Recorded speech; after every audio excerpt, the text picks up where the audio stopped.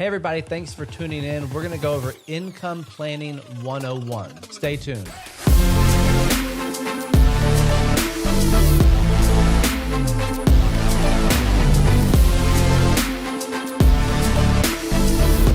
So one of the questions that I get asked a lot is, how much money do you have to retire? And specifically, people want to know, can you retire on $500,000? Can you retire on $1 million? Do you need, I saw an advertisement recently that you needed $3 million to retire. And that's not really true, right? It's different actually for everybody. It's a little bit different, okay? I'm going to give you a couple of different scenarios.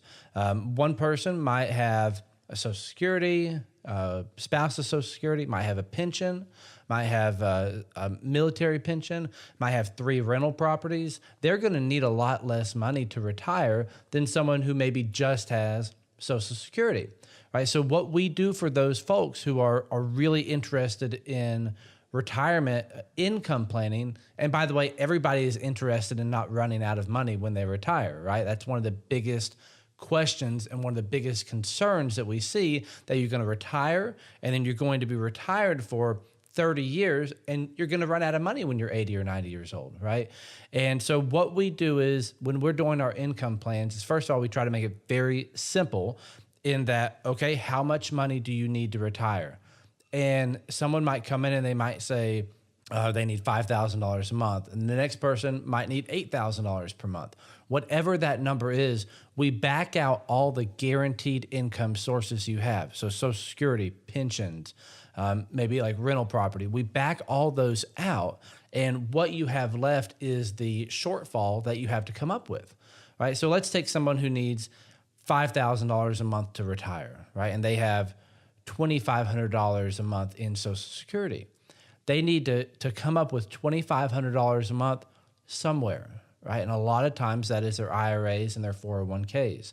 And then when we're working with the IRAs and the 401ks, it's best if we can have that income come in a guaranteed source. So for that portion of the investments, a lot of times we will use fixed indexed annuities, which have income riders on it, which you can actually pull out, 4.5%, 5.5% per year guaranteed. We might use structured notes, which a lot of people in our area in Charleston are not using structured bank notes, but it's a very good way to get an 8 to 12% return in fixed interest that can really help have more guaranteed income coming in. The last part that I'll say about income planning is, it's not just, hey, can you get me X amount of dollars per month coming in? Because we all know that stuff is getting more expensive all the time, right? I mean, look at the price of your car or the price of eggs if you go to the grocery store. And if you're going to be retired 20 or 30 years, everything is going to get more expensive all the time. So $3,000 a month now is going to get you a lot less than it's going to get you in 20 or 30 years, right? So we always try to come up with a couple of different things. We always try to have inflation protection. So if your income can continue to go up, that's going to be crucial when you're older. Healthcare, we all know someone who has gone through a situation of long-term care or of home care.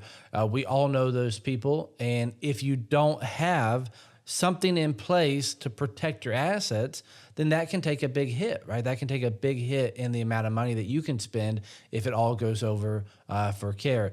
Proper Social Security planning, we can do that in another video, but when you turn it on, how much you get, that's huge in how much you're getting. And then the last part of an income plan is taxes. If you can pay less money in taxes in the money that you're drawing out, then man, that's going to let your money go to you a lot more, because Uncle Sam is not taking it. So those 3 areas, the taxes, the Social Security, healthcare, and then inflation, is something we really look at in income planning.